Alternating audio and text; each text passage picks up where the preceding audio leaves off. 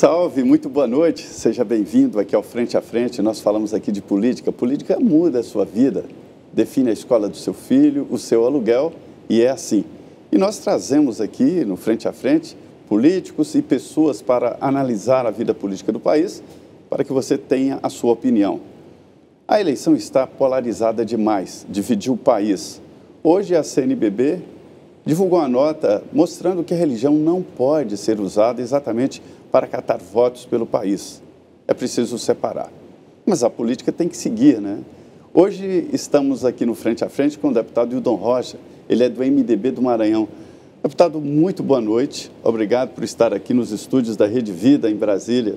Muito obrigado, Zé Maria, pelo convite. Agradeço também aqui a nossa querida jornalista e comentarista também de jornal, dos maiores do Brasil, que é a nossa amiga Denise. Muito obrigado pelo convite. E aqui é o nome jornalismo honrado até as últimas consequências. Uma jornalista de raiz daqui, minha colega antiga, Denise Rotenburg. Boa noite, Denise. Mais um Frente a Frente. Boa noite, Zé Maria. Pois é, né, Zé? E a gente continua aqui fazendo jornalismo de qualidade para levar aos nossos telespectadores. Muito boa noite, Zé.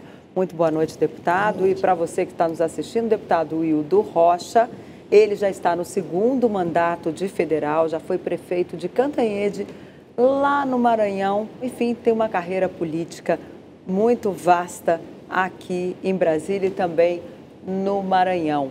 E ele está agora aí refazendo as contas. O partido entrou na justiça pedindo para refazer as contas dos deputados eleitos lá do Maranhão, que, segundo o MDB, apresentaram um erro.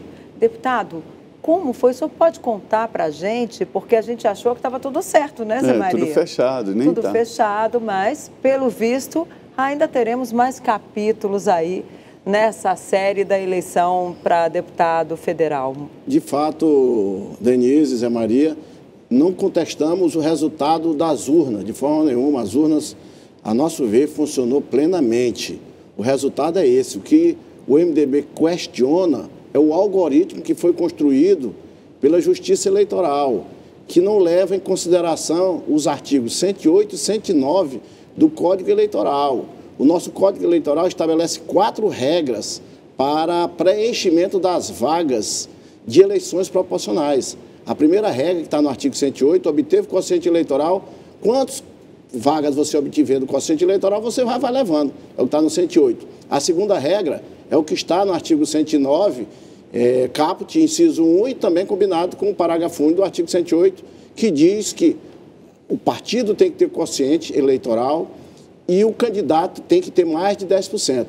Dessa forma, preenchido essas duas exigências, você vai elegendo quantos candidatos você puder colocar, desde que obedecido essas regras dentro da média que vai ser apurada. A terceira, que é o que está no inciso 3º do artigo 109, é que não alcançando os partidos que não alcançarem essas duas exigências, que é o 10% e ter feito quociente, aí sim, o partido que obteve 80% do quociente eleitoral e tendo candidato que tenha obtido 20%, aí sim ele pode participar da distribuição das vagas para o preenchimento. E a quarta regra é que está lá no artigo 111 do Código Eleitoral, quando nenhum partido atingir o quociente eleitoral, serão eleitos os mais votados. Então, são 4 regras, e o que aconteceu é que, quando foram confeccionar a regra, o algoritmo, não levaram em consideração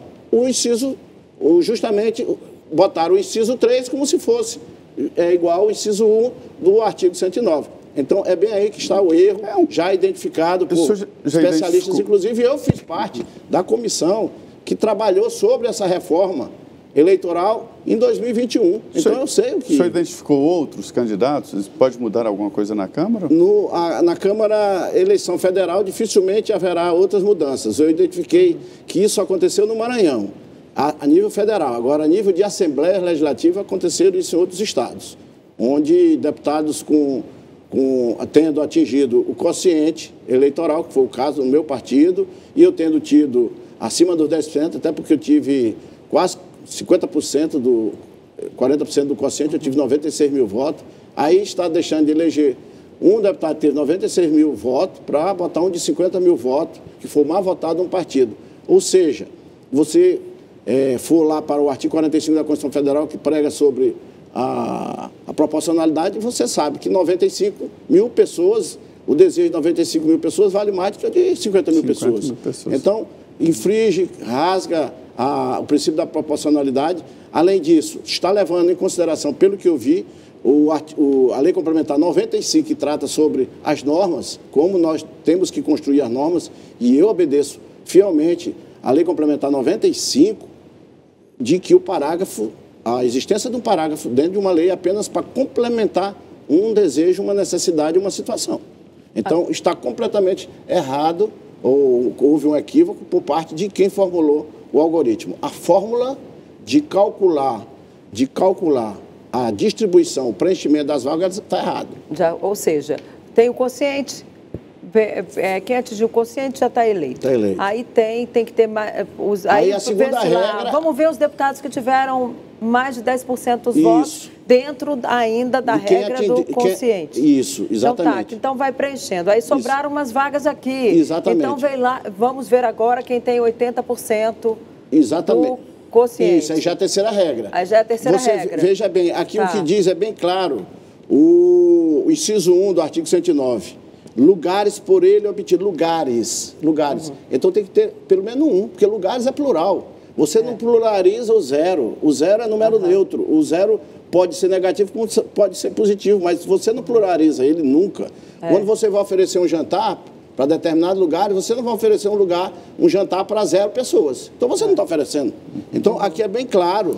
E ainda tem mais, o inciso 3º, se fosse isso, o inciso 3º não haveria necessidade de existir. Então houve uma interpretação equivocada de quem foi fazer a fórmula lá para colocar no computador para que ele já fizesse esse exatamente. Não é um problema do Tribunal Superior. Na programação, faltou a montagem. No programa que foi estabelecido, que é o algoritmo. Nada a ver com urna. Nada a ver com urna. A urna foi perfeita. A urna não estamos contestando a urna. O resultado da urna foi esse. Eu tive 96.128 votos. Foi o que eu tive. Eu não estou contestando o que eu tive. O que nós, o MDB, está contestando é o cálculo, é o algoritmo que está errado. Não está obedecendo o que diz. E esta lei, deputado, ela é muito interessante, que ela foi elaborada para acabar com o chamado efeito tiririca. Exatamente. Né? Exatamente. É por isso que tem essa questão do 10 e lá atrás do 20, que é a última situação. Eu já vi deputado aqui assumir com 2.500 votos. 2.500 votos. Foi naquela época do Enéas. Na verdade, foi no Acre, né? No Acre, né?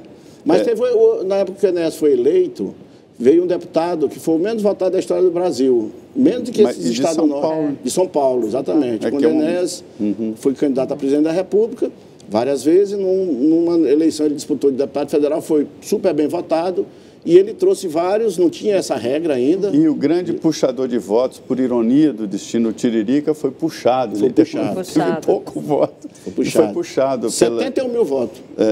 Não daria para ser eleito por São Paulo e foi puxado, para se ter uma ideia. Deputado, como é que o senhor analisa o resultado geral das eleições no Brasil? O senhor é um grande observador ali do Congresso Nacional. Vamos nos ater no Congresso Nacional. Como é que o senhor analisa o resultado? Eu analiso que a centro-direita, no Brasil, conseguiu eleger o maior número de deputados nessa eleição do que na 2018. Então, hoje, os deputados são mais liberais, conservadores, do que o de 2018, os que vão assumir a partir de 2023. E o que significa isso? Significa que a pauta pode ser mudada. Então, determinados projetos de leis que não tinham, assim, nenhum tipo de atenção maior por parte do parlamento, passa a ter maior atenção. É a questão das armas, o uso de armas, vai ter mais, logicamente, mais apoio, defesa, vai ter mais defesa, vai ter pessoas defendendo mais, além de outras... Redução da maioridade penal. A redução da maioridade penal, a questão da escola recrudescimento de questões assim de aborto, né? O grupo Provida cresceu. Exatamente. Então, esses temas vão ser prioridades a partir de... Isso é bom, né, deputado? Dá uma mexida. Eu acredito que sim, que não é ruim. A sociedade está escolhendo, né? A sociedade escolhe os seus representantes. Então, a gente tem que respeitar a sociedade. A maioria é essa, então significa que a sociedade se sente representado por esses deputados e essas deputadas. Então, não tem mais coligação, então não tem mais aquele risco de dizer, não, coligou partido de direita com partido de centro-esquerda. Acabou que o eleitor de direita elegeu no centro-esquerda. Não, acabou a coligação, então agora foi partido puro. Cada partido com sua ideologia. O MDB, os que votaram no MDB conhecem as ideologias do PMDB, o que o MDB defende, até porque o MDB teve uma candidata a presidente que definiu bem e muito bem sobre representar o nosso partido na disputa de presidente da República. Então, quem votou no deputado Hildo Rocha ou votou no Baleia Rossi, qualquer que seja, no Chiodini, lá em Santa Catarina, votou no MDB sabendo o que o MDB defende, o que o MDB é contra e o que o MDB é a favor. Sabe? Assim como quem votou no PL sabe o que o PL defende. Logicamente que existem as exceções, né? Nós sabemos disso, que existe abuso de poder econômico, abuso de poder de autoridade. Isso aconteceu. Eu senti muita fraqueza por parte do Ministério Público Eleitoral nestas eleições. O que faltou? Maior fiscalização, maior ação. Eu vi muitos acontecimentos errados na campanha, na pré-campanha. Por exemplo? Abuso do poder econômico. Mas abuso como assim? Entregando dinheiro para o eleitor? Fazendo show de cantores gospel, candidatos evangélicos, fazendo em plena praça pública, chamando os vários eleitores evangélicos, logicamente, para assistir um show de cantor famoso e depois ele fazia um discurso. Ou seja, ele antecipou a eleição e se beneficiou com isso. Então, isso houve no Maranhão, houve outros estados, além de distribuição de cestas básicas, até peixe distribuíram. Então, à vontade, isso correu à vontade e eu vi que nesta eleição o Ministério Público não foi tão atuante como foi nas outras vezes. Então, não sei se nos outros estados também aconteceu isso. Eu posso dizer em relação ao Maranhão. Olha, deputado, há uma máxima de que na justiça eleitoral o principal fiscal é o adversário, né? Então, naturalmente, isso aí vai virar ações na justiça. Com certeza, né? Sem dúvida nenhuma, muitas ações virão aí depois da expedição de diplomas. O senhor pensa em entrar com ação contra esses casos que o senhor viu? Tem uns casos lá no Maranhão de uso de mulheres laranja, que nós estamos investigando. Nós estamos... Isso dá cassação da chapa. Da chapa. Ainda estão usando laranjas? Laranja. Por quê? Assim, eu li num blog lá do Maranhão, depois num site de notícia, e perguntei para as pessoas, e realmente teve uma candidata que recebeu 1,5 milhão do partido, ela teve apenas 300 votos, e o gasto de campanha lá, colocado por ela, é R$400 mil só para comício, sendo que ela não fez comício. Segundo, algumas pessoas não posso afirmar, a nota fiscal é fria, que essa empresa não existe, só existe no papel, e que esse dinheiro teria sido desviado para bancar a candidatura do presidente do partido, que seria uma candidatura masculina. Então, é o uso de laranja. Tu está usando o dinheiro do fundo eleitoral, fundo público, que seria destinado para promover candidatura feminina para ajudar a eleger um homem. Então, que sem dúvida nenhuma é um crime eleitoral e o Ministério Público está sabendo.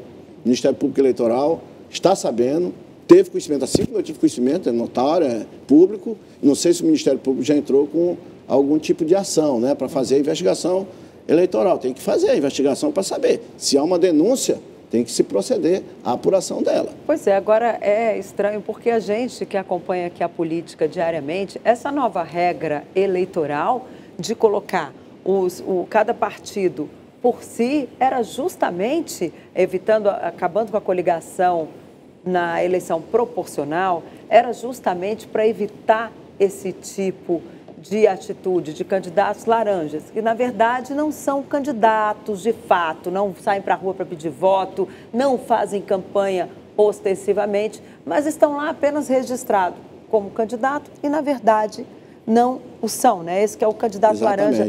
A gente achou que isso ia acabar, né, Zé Maria? A gente aqui, deputado, e continua.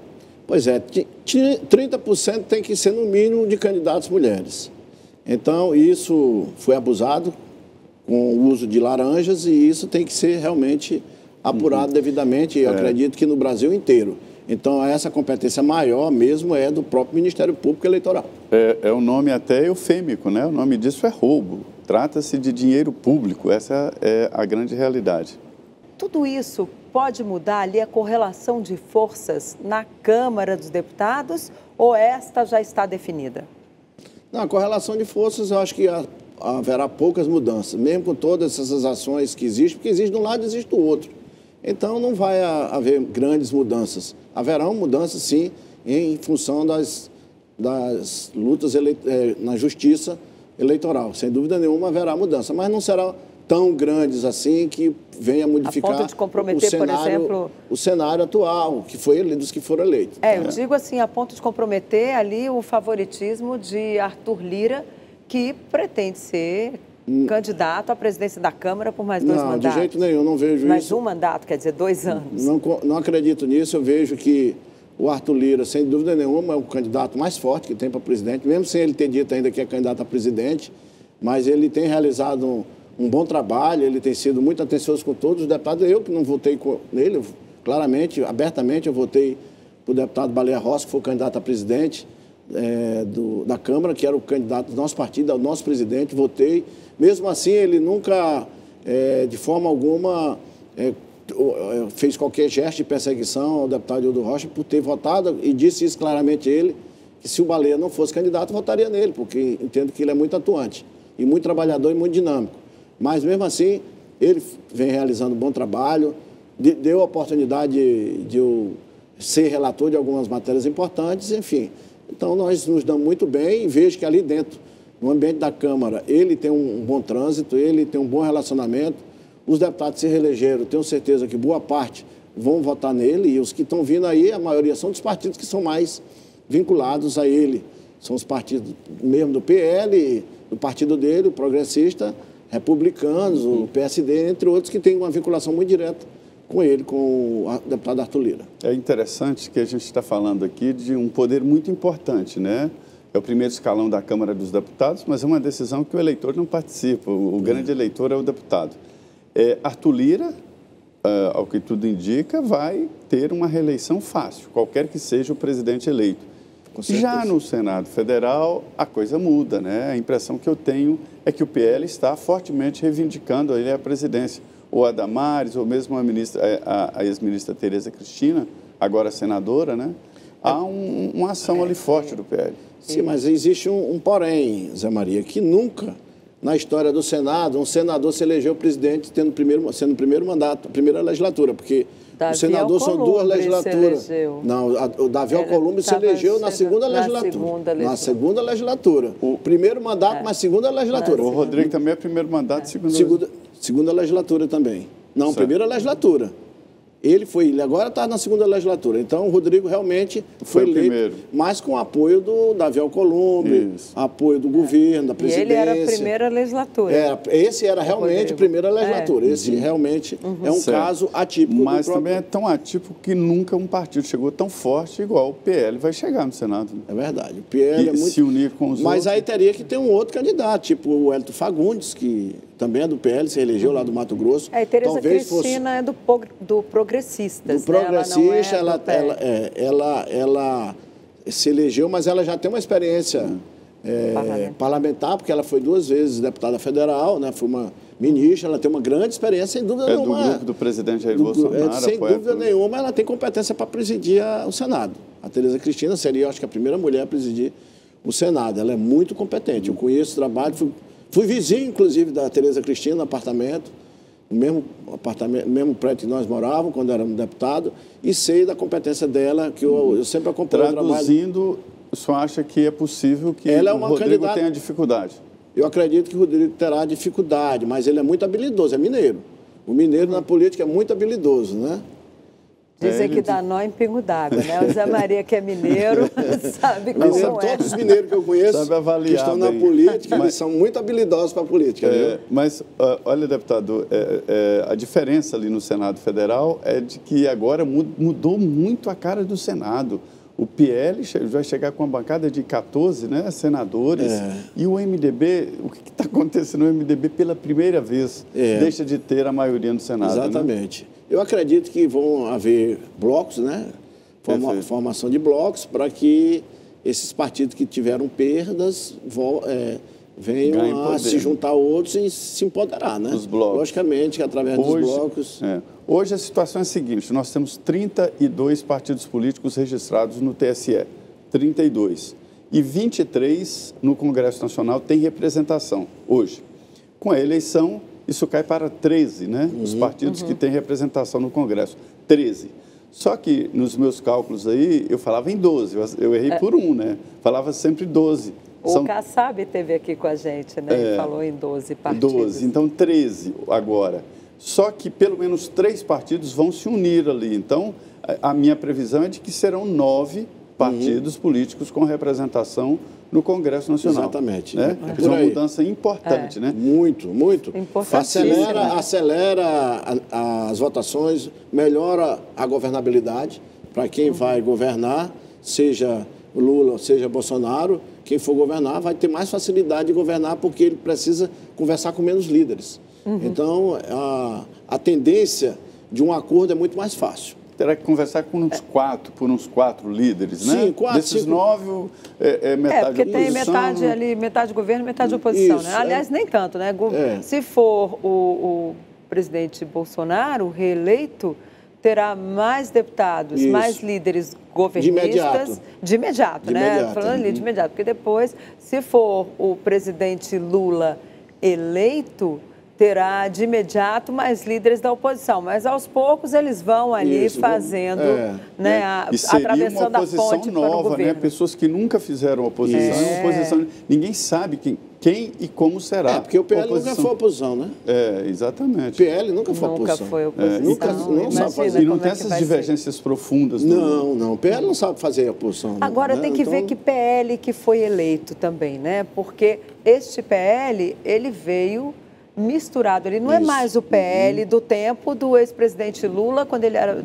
Já está tendo Lula era presidente. Hoje já existe um PL bolsonarista que elegeu, e eles foram muito bem nas urnas, haja vista a votação de Bia Kicis, Carla Zambelli. O senhor vê ali uma disputa entre o PL de Bolsonaro e o PL das antigas, digamos assim? Eu acredito que sim, porque o pensamento do PL da Carla Zambelli é diferente do PL do atual presidente do partido. Então, ela usa o mandato para defender pontos ideológicos, enquanto que o partido do presidente atual não é muito para isso, é mais para a obtenção do poder, para a manutenção do poder e obter mais poder. Já a Carla Zambelli, ela disputa... Gostei da sua transição. A disputa dela lá dentro do parlamento é por causas, né? Por algo que ela entende que, se for aprovado, melhora a vida do cidadão. Então, ela defende ideias, tá? Ela não está ali no partido para o poder, pelo poder.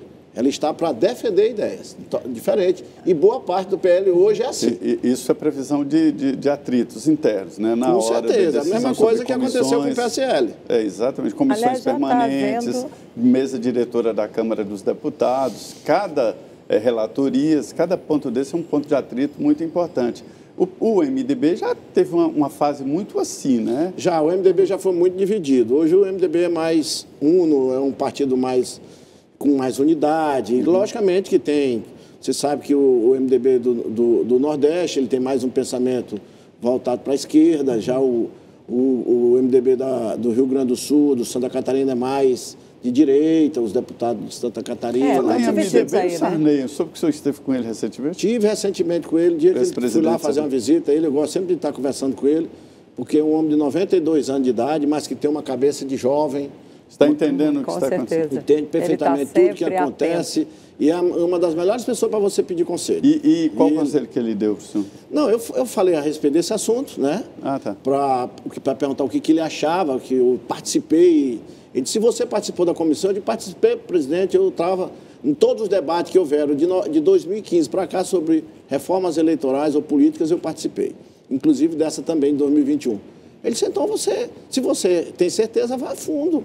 Eu digo, não, mas é o partido que está me orientando para isso. Ele disse, então o partido tem advogado que já estudou perfeitamente, então vou dar uma analisada. E a orientação sobre Lula e Bolsonaro, qual que é a Não, ele não deu nenhuma, ele não tratou. Ele anda muito recolhido nesse ponto, né? Ele não fala sobre, nem para quem é mais, assim, íntimo dele, que eu julgo, assim, que eu tenho uma intimidade com ele, mas ele mudou de assunto e foi falar de outras conversas, da coisa do passado.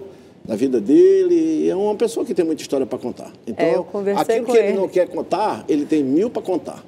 Então, É ele verdade. não Eu conversei com que... ele nesta segunda-feira e ele me disse o seguinte, eu liguei para ele para perguntar, presidente, Rosiana Sarney vai ou não vai reivindicar a presidência, ou se lançar candidata à presidência da Câmara, caso o ex-presidente Lula seja eleito? E ele me respondeu o seguinte, minha filha, Rosiana está chegando para trabalhar pelo país. Ela não Aquele vai jeitão, reivindicar Não, cargo nenhum, ela quer chegar tranquila.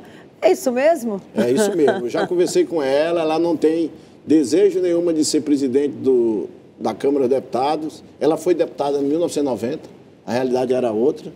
E ela foi a musa do impeachment de Fernando Collor lá atrás. Então, né? em 90, ela é muito articulada, ela sabe muito bem construir consenso, ela é boa para isso, para construir consenso, mas ela não tem nenhuma disposição para ser candidata a presidente. Zero disposição de ser candidata a presidente. Ela não tem essa intenção de jeito nenhum. Te garanto isso. Deputado, houve um momento em que a política se debateu, primeiro com a justiça, né? Debate político virou debate de polícia. E aí depois com deputados ideológicos que são mais puristas, e como o senhor citou aqui, a Carla Zambelli, a Bia Kicis, né? E agora esse Congresso, ele ficou mais político? É possível discutir política de uma maneira total como antes? Eu acho que ganhou mais força aqueles que defendem pontos ideológicos. Eu acho que ganhou mais força. Tem mais pessoas para defender, sim. E isso é novidade na política? Não, isso é bom para a política. Não é novidade ruim. Pode ser uma novidade, mas é uma novidade boa. Porque você parte a discutir ideias. Sim, isso está faltando, nós discutimos mais ideias. E eu até acho que ideias é que movem, modificam o mundo, são as ideias que oxigenam a vida de todos nós. E novos líderes? Hã? Novos líderes. Né? Novos líderes, eu acredito que continuaremos, porque os líderes que estão aí liderando os partidos, quase todos ganharam.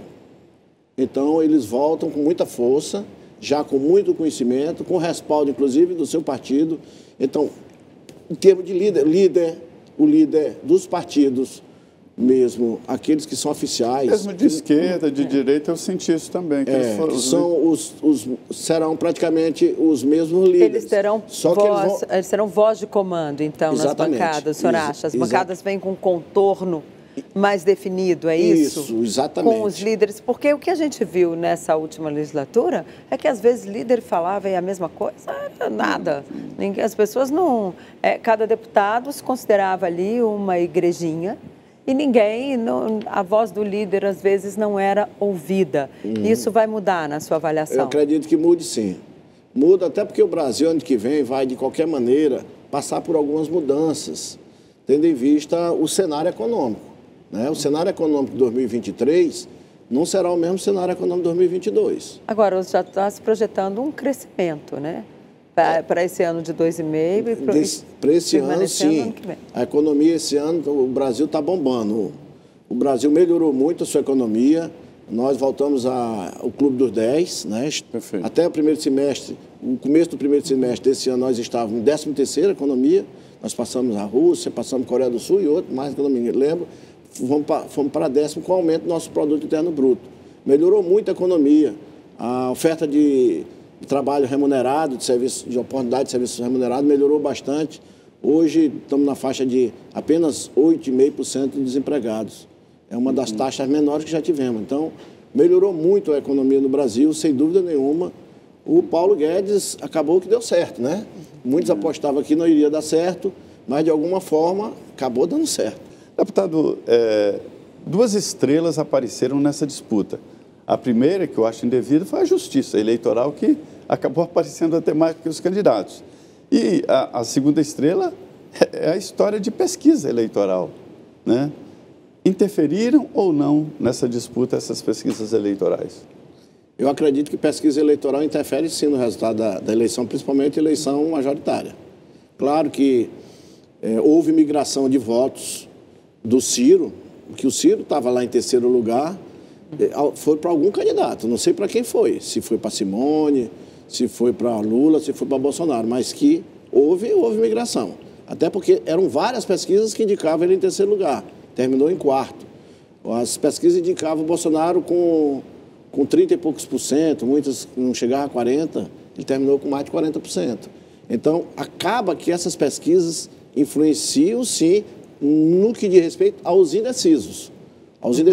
E quando você vai ver, existe muito indeciso no final. E esse número é muito grande que pode modificar, sem dúvida nenhuma, o resultado de uma eleição. A Câmara está querendo fazer, inclusive, uma CPI, há um pedido de CPI para investigar os institutos de pesquisa e projetos de lei para ver se pune as pesquisas que apresentarem índices muito diversos ao resultado das eleições. O senhor acha que isso tem chance de vingar na casa? Eu acredito que sim. A CPI tem chance.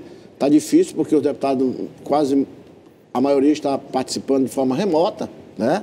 Nos seus estados, ainda estamos em votação remota, tem que ter assinatura.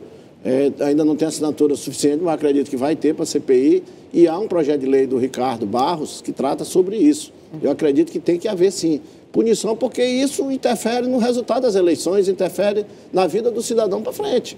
Então, eu acho que os institutos de pesquisa têm que ter mais responsabilidade.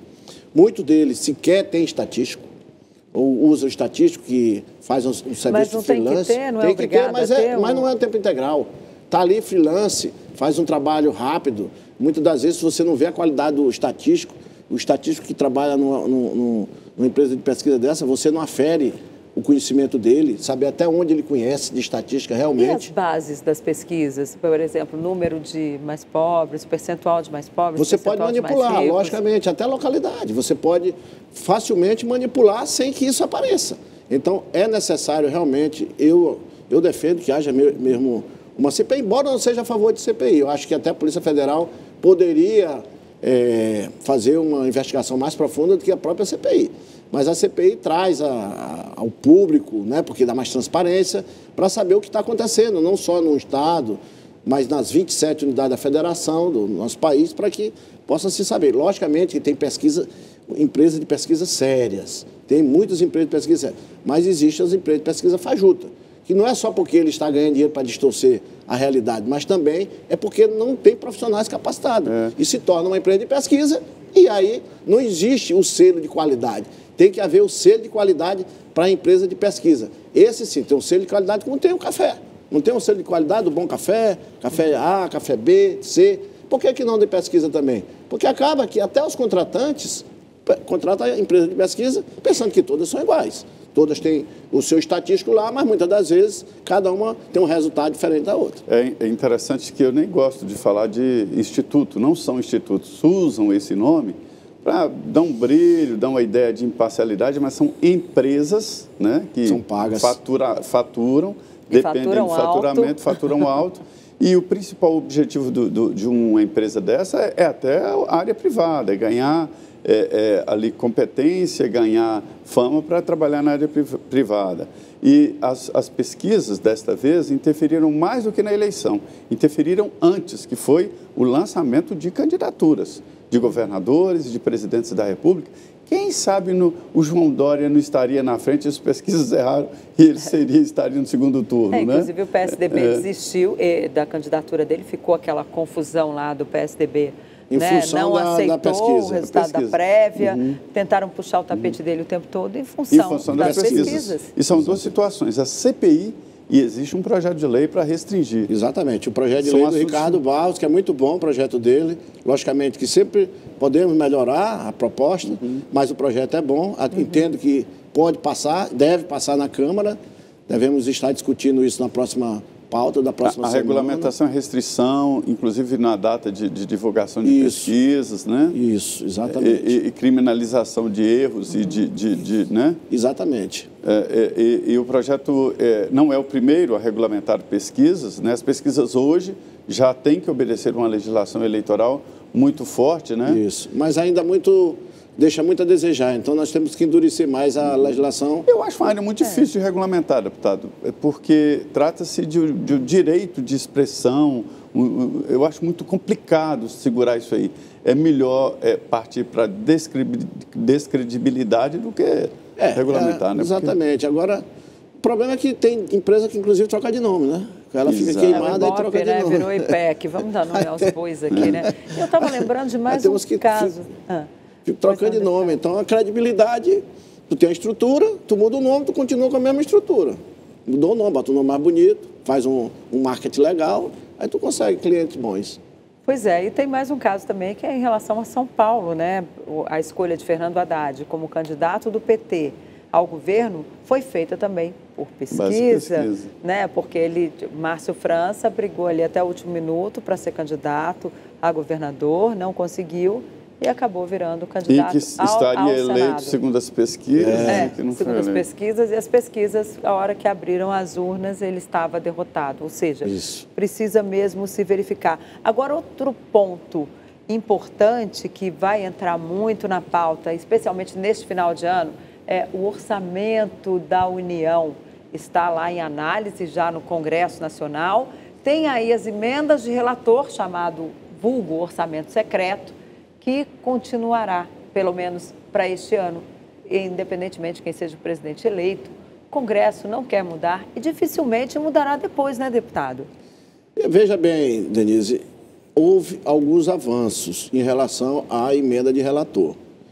Hoje, você pode atender, através de emenda de relator, o usuário externo. Ou seja, o secretário do município botou como usuário, ou qualquer um lobista, o prefeito, qualquer pessoa, você está lá atendendo, você vai colocar, disponibilizar no portal de transparência que quem pediu foi aquela pessoa.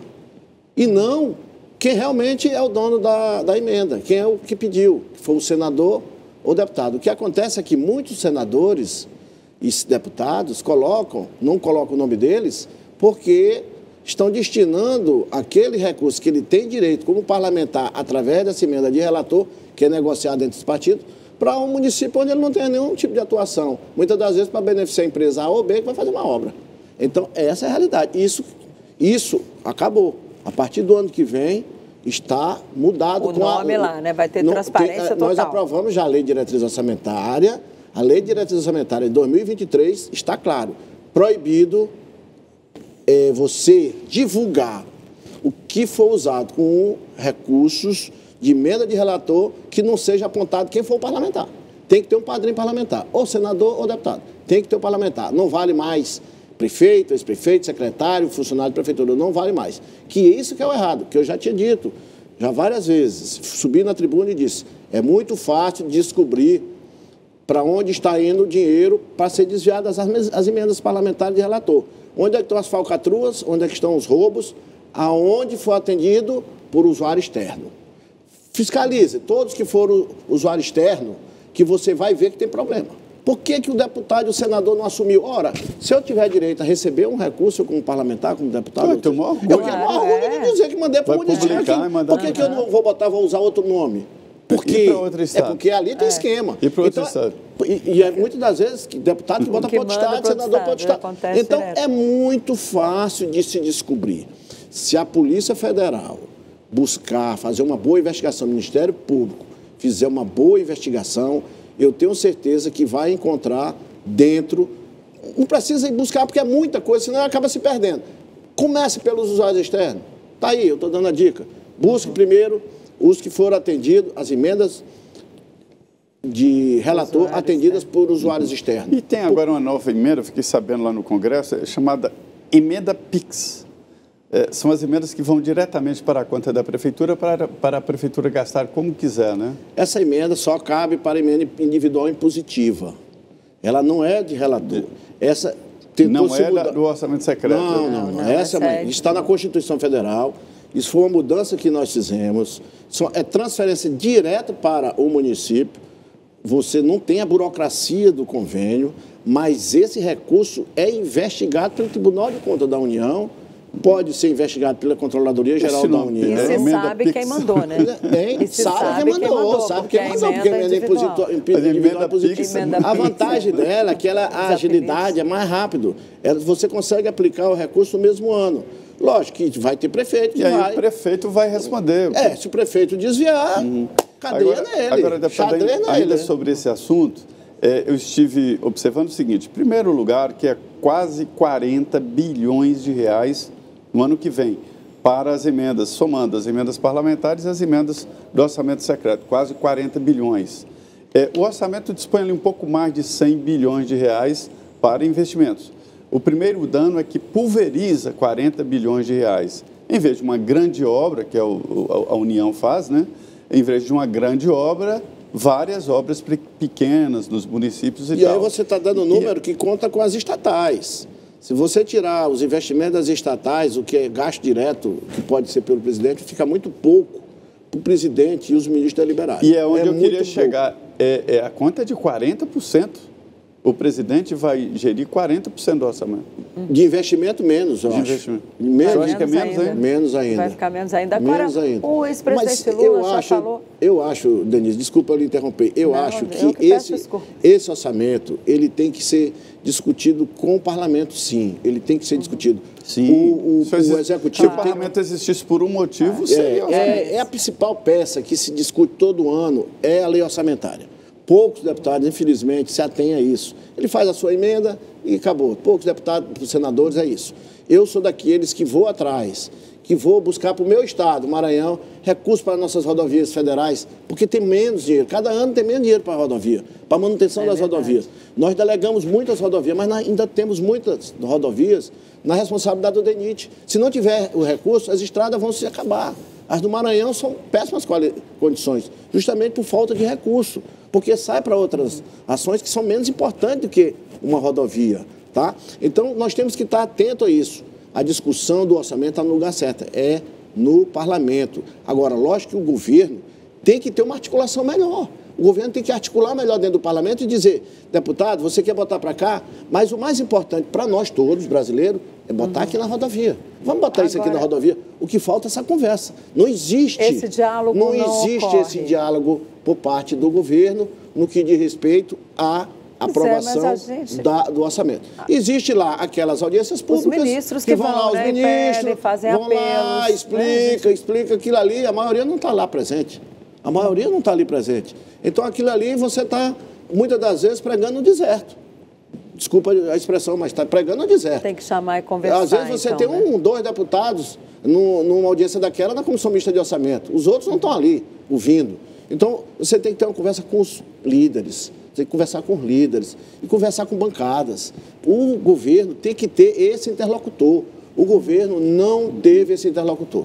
Desculpe lhe dizer, desculpe o governo, mas o governo não teve interlocutor para mostrar a importância daquela ação dentro do orçamento e para o povo brasileiro. Não teve. Agora, o ex-presidente Lula está dizendo, olha, se a assessoria dele, né, os deputados, inclusive aliados, dizem não, se ele for eleito, ele vai acabar com essas emendas de relator. Mas como que acaba? Ah, não libera, simplesmente não libera. O senhor acha que é possível acabar com isso assim numa canetada ou via Supremo Tribunal Federal, como também já foi dito? De jeito nenhum. Eu só vejo uma fórmula de você acabar, porque foi o tipo da coisa, você tirou o gênio de dentro da garrafa e você não consegue mais pôr o gênio dentro da garrafa, porque o gênio cresceu. Eu acho muito difícil. Você botar aquele gênio de novo, só tem uma fórmula. Se houver uma CPI das emendas... deputado, como tivemos a CPI do orçamento. Nosso tempo está acabando. Eu queria explorar o senhor aqui um pouquinho, rapidamente, se eu pudesse resolver, que é um grande articulador, sobre essa história de aumentar o número de ministros do Supremo. Eu acho que a nossa Constituição, ela não tem que estar sendo mudada todo dia. Eu entendo isso. Eu acredito que a nossa Constituição, no que diz respeito ao tamanho do Supremo Tribunal Federal, é um bom tamanho. A maioria dos países tem esse mesmo tamanho que o Brasil tem. Então, eu entendo que nós temos que ter tempo de mandato. Eu sou a favor de que os próximos ministros que venham a ser escolhidos tenham 10 anos de mandato. Isso eu defendo. Agora, aumentar ou diminuir, eu acho que não é um bom tamanho. Até porque quem estabeleceu esse tamanho foi a Constituição do seu Ulisses Guimarães. Foi ele que disse, lá em 88, que criou a STJ, manteve o Supremo Tribunal Federal, criou a STJ, foi a Constituição, depois de muitas conversas, de muita negociação, que chegou a esse número. Esse número não é à toa. Esse número do Supremo Tribunal Federal não é porque se quis esse número, é porque foi analisado com os outros países, como é que os outros países usam, qual a forma mais moderna, a composição, qual é a melhor. O que eu acredito que tem que mudar é o tempo de mandato. O ministro tem que ter mandato. 10 anos, pronto. Ok. Deputado, infelizmente nosso tempo acabou. Eu queria agradecer muito a sua presença aqui no Frente a Frente, na Rede Vida, nesta quarta-feira de Nossa Senhora Aparecida. Eu que agradeço a você, Denise, a Zé Maria, aos telespectadores e salvar Nossa Senhora. Uma salva a Nossa Senhora. Muito bem. Ok, é isso, né, Zé Maria? Mais um Frente a Frente. Muito obrigada.